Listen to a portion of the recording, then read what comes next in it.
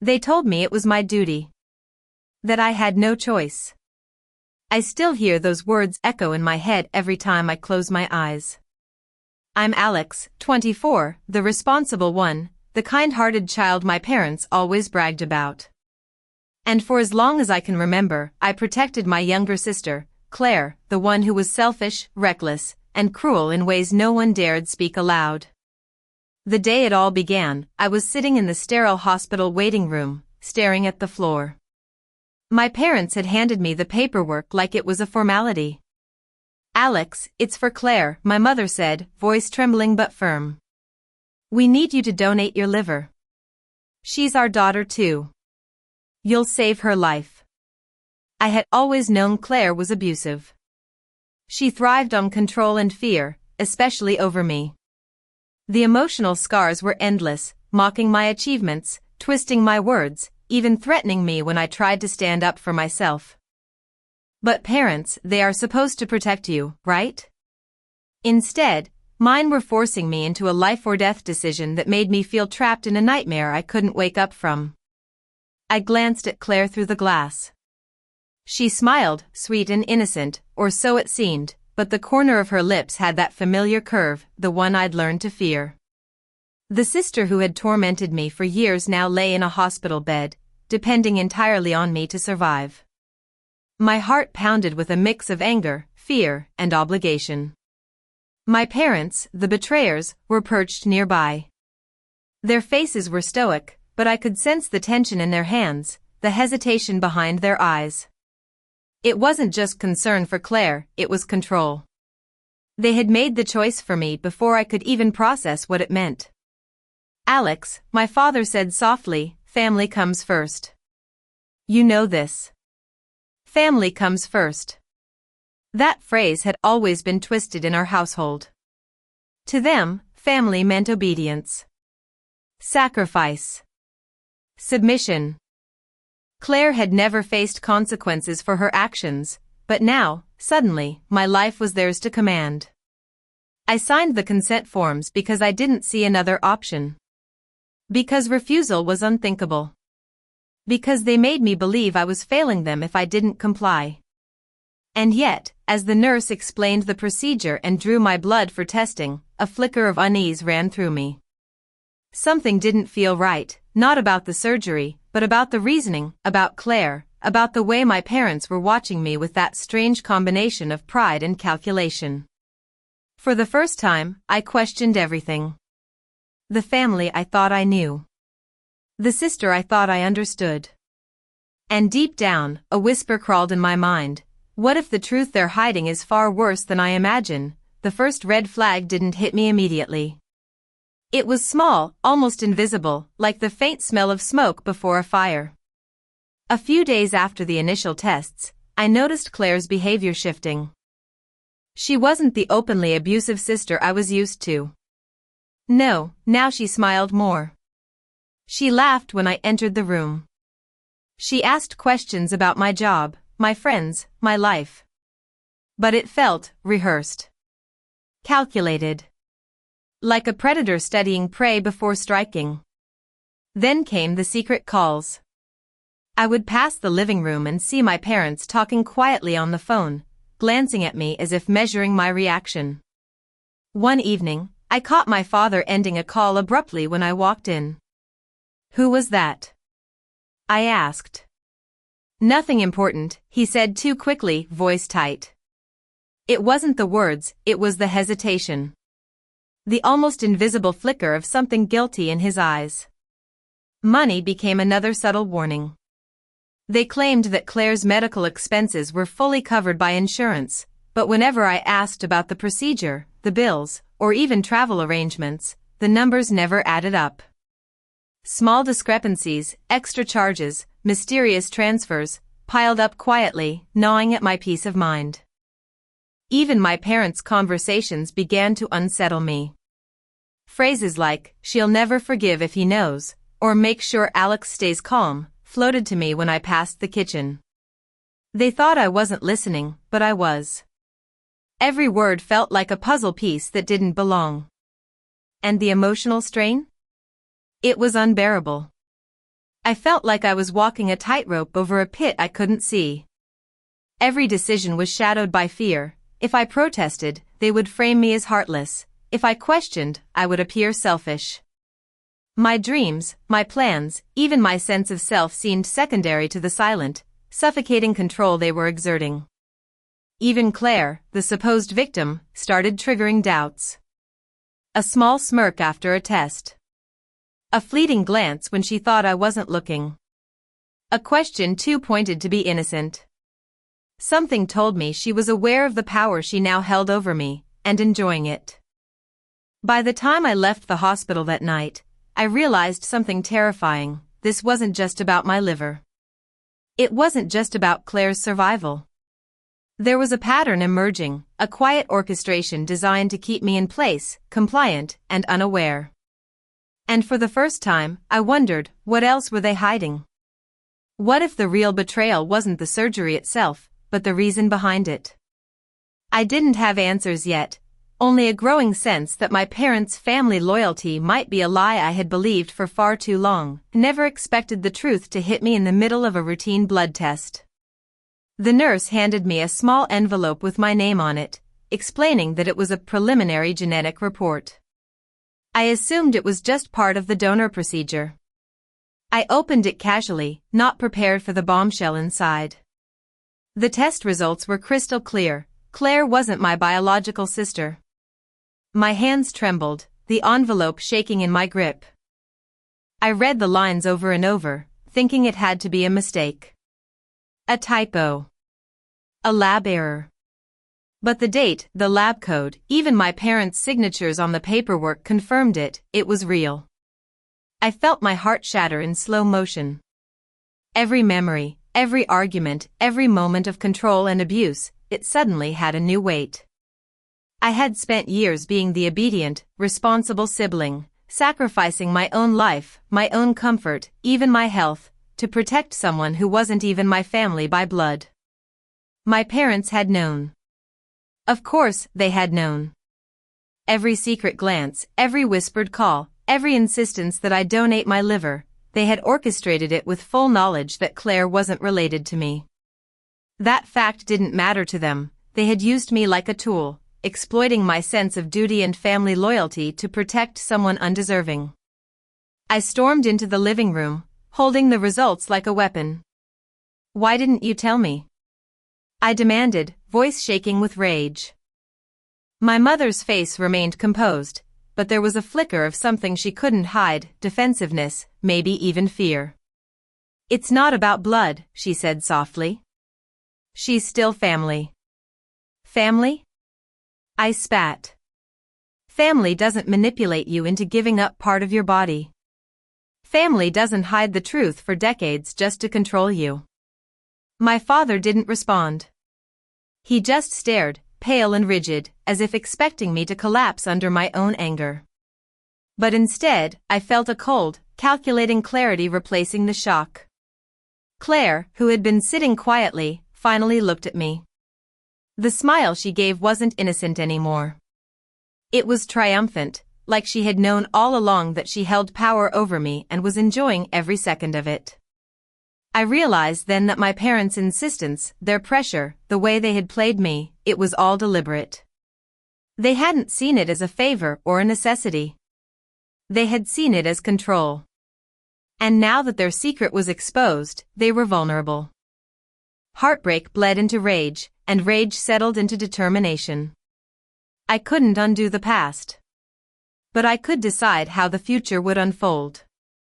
And in that moment, I knew exactly one thing: I wasn't going to let them get away with this. Not anymore. I didn't explode. That's what they expected. Instead, I went quiet. Silence has always made people like my parents comfortable. They mistake it for submission. My mother smiled more. My father spoke to me like nothing had changed. Claire returned to her usual arrogance, snapping at nurses, rolling her eyes when doctors explained timelines, already counting on my liver like it was a guaranteed inheritance. They thought the worst had passed. That was step 1, let them feel safe. Step 2 was documentation. I requested everything: medical records, donor compatibility reports, consent forms, recorded consultations. I asked questions calmly, like a cooperative donor. The hospital staff, unaware of the family drama, complied. Dates. Signatures. Notes written in clinical language that said everything without emotion. Then I quietly requested the original DNA test results, not just the summary. Full genetic markers. Chain of custody reports. Verification stamps. Irrefutable. Step 3 was exposing the lie without revealing my hand. I asked my parents simple questions over dinner, recording the conversations legally, openly. When did you find out Claire needed a transplant? Why was I the only option? Why didn't we discuss alternatives? They answered confidently. Too confidently. Every lie contradicted the paperwork. Step 4 was leverage. I spoke privately with the transplant coordinator and asked one question that changed everything. What happens if a donor was coerced under false pretenses? The coordinator went still. That's when I learned the truth: forced consent invalidates the entire procedure. Especially if crucial information, like biological relation, was intentionally withheld. My parents didn't know that. Claire definitely didn't. Step 5 was the trap. I let the surgery date stay on the calendar. I let Claire brag to relatives about how I was finally useful. I let my parents tell doctors how grateful they were for my selflessness. Behind the scenes, I filed a formal ethics complaint, with documentation attached. DNA results. Recorded conversations. Signed forms. Timelines that showed intentional deception. The hospital launched an internal review. No alarms yet. No confrontations. Just delays. Tests rescheduled. Meetings postponed. Doctors suddenly unavailable. My parents grew irritated. Claire grew nervous. "What's taking so long?" she snapped at me one night. I met her eyes, calm and steady. "These things take time." She smirked. "Don't get cold feet now." I didn't respond. Because the final step wasn't anger. It was timing. I knew exactly when the truth would surface, in a room full of doctors, administrators, and my parents' carefully constructed lies. They thought they owned my body.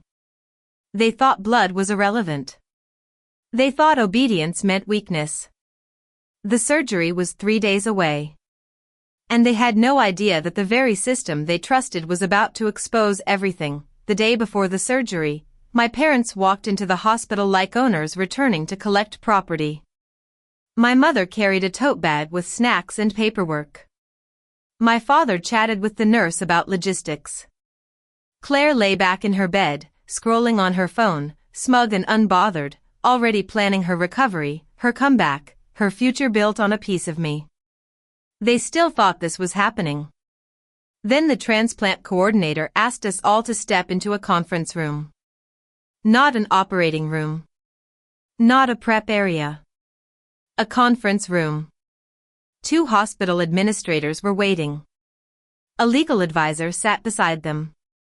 A thick folder rested on the table between us. The air changed instantly. "This meeting is regarding the upcoming transplant," the coordinator said, voice professional but tight. "Specifically, concerns about donor consent." My mother stiffened. There must be some mistake. I stayed silent. The administrator opened the folder. "We received a formal ethics complaint supported by documentation indicating coercion and material deception." Claire laughed. "That's ridiculous." The administrator didn't look at her. They turned the folder around. DNA test results. Consent forms. Recorded statements. Timelines. The truth: organized, undeniable, clinical. "It appears," the administrator continued, that the donor was pressured under false assumptions of biological relation. The donor is not, in fact, related to the recipient. The room went dead quiet. My mother's face drained of color. "That's irrelevant," she said weakly. "She's still our daughter." The legal advisor finally spoke. "It's extremely relevant. Coerced consent voids transplant eligibility. This procedure is suspended indefinitely." Claire shot up in bed. "You can't do this," she snapped. "I need this surgery." The coordinator met her gaze evenly. "Not at the expense of someone else's autonomy." My father turned to me, voice shaking. "You did this." I nodded. Calm. Grounded. "You forced me to." My mother tried to cry, But the room didn't bend for her anymore. The administrator closed the folder. Additionally, due to misrepresentation and pressure exerted on the donor, this case has been reported. Further consequences may follow. Translation, investigations. Liability. Permanent records. Claire screamed. Not in pain, in rage. Years of entitlement cracked open in one moment. Nurses rushed in as she hurled accusations, calling me selfish, cruel, ungrateful. I didn't flinch. Because for the first time, the system saw what I had lived. Security escorted my parents out of the room. Not dramatically, quietly. Like people whose authority had expired. As they passed me, my mother whispered, "How could you do this to your family?" I finally answered. "You stopped being my family when you decided my body was yours." The surgery was cancelled. The lies were documented. And the people who thought they owned me were left staring at a future they could no longer control. I walked out of the hospital alone. Not broken. Not guilty. 3 weeks later, the house was quiet. Claire had moved in with my parents temporarily, but the tension was unbearable. Their carefully constructed control had unraveled, leaving them trapped in the consequences of their own manipulation. The hospital's internal review confirmed everything: coerced consent, withheld information, unethical pressure. They weren't facing criminal charges yet, but their credibility, their authority, and their moral high ground were gone. I was free. The liver donation was cancelled, but that didn't matter. I had my life, my health, my autonomy. For the first time in years, I could breathe without fear, without guilt. My parents' disapproval didn't sting. Claire's entitlement didn't scare me. The betrayal had been devastating, but it had forged something stronger: clarity, resilience, and unshakable self-respect. Friends and extended family began reaching out, offering support, validation, and concern. People who had turned blind eyes now spoke honestly about what had been happening behind closed doors. My voice finally mattered, not because I had begged, but because the truth had finally been seen and recognized. I reflected on every moment of the past months. The envelope, the secret calls, the DNA results, they were no longer symbols of betrayal but of awakening. Each one reminded me that family isn't defined by blood or obligation, it's defined by respect, honesty, and care. I didn't hate my parents. I felt pity. Pity for their arrogance, their belief that control could substitute for love, their illusion of authority. And I felt something stronger, relief that I was no longer entangled in their schemes. Claire? She learned what it means to be powerless. The surgery she thought was guaranteed was cancelled, and her carefully cultivated fear over me was gone. No threats, no manipulation, just the quiet collapse of a plan she had taken for granted. And me? I felt alive in a way I hadn't in years. Stronger, wiser, untouchable in my self-worth. I didn't need their approval. I didn't need their validation. I didn't even need their acknowledgement. I had survived betrayal, manipulation, and coercion, and emerged whole. Now, let me ask you, have you ever been betrayed by someone you trusted with your life? Have you ever sacrificed everything, only to realize the people who were supposed to protect you were using you? Share your story in the comments. You're not alone, and sometimes, the most satisfying revenge isn't violence or anger. It's reclaiming your life and letting the truth dismantle the people who tried to control it. Because the cruelest truth is often the most poetic.